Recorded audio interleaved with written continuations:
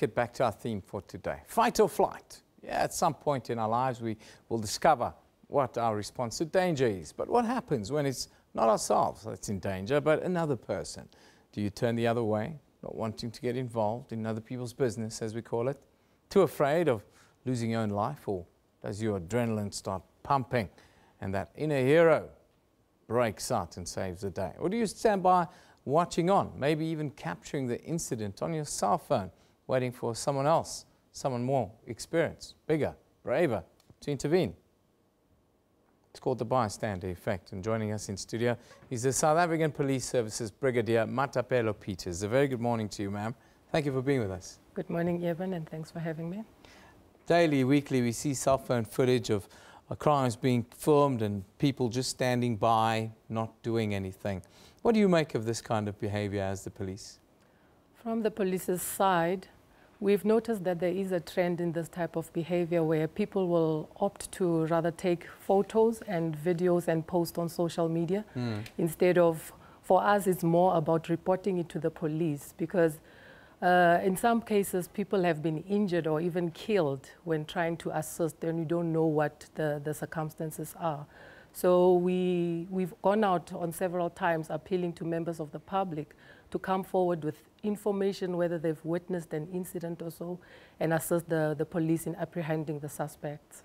So you say, don't intervene, phone the police? I think at that point it would be your discretion, but I think the first and foremost, we advocate for your personal safety first. So rather call the police, whether it's on 08600 10111, and moreover, the police also have a Facebook page and a Twitter page. So if you feel that you want to post on social media, maybe perhaps just tag the police so that we have immediate information. It's not left up to us to find out at a later stage, and you find that there's information that's been compromised when we could have apprehended the suspects in a short space of time. Are you happy that the police, the response times to crimes being committed are short enough for people to have faith in that process? If the cases get reported, we do react immediately, but it's in instances like this where we have to pick it up on social media, then the response time becomes a problem. What about vigilantism? How do you view vigilantism and the rise of mob justice here in South Africa?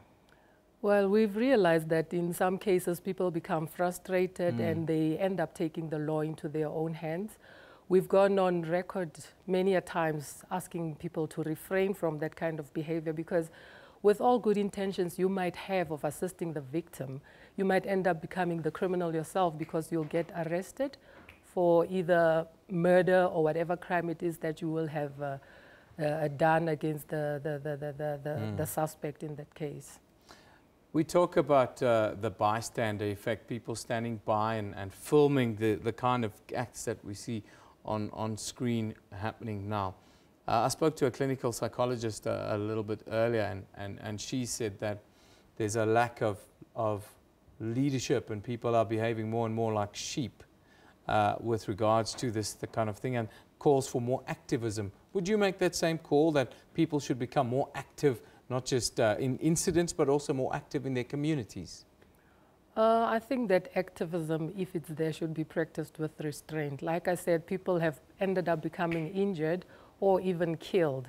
So if they are to become active, instead of posting on social media, let them rather collaborate with the police, because we've been going out asking for cooperation from the community.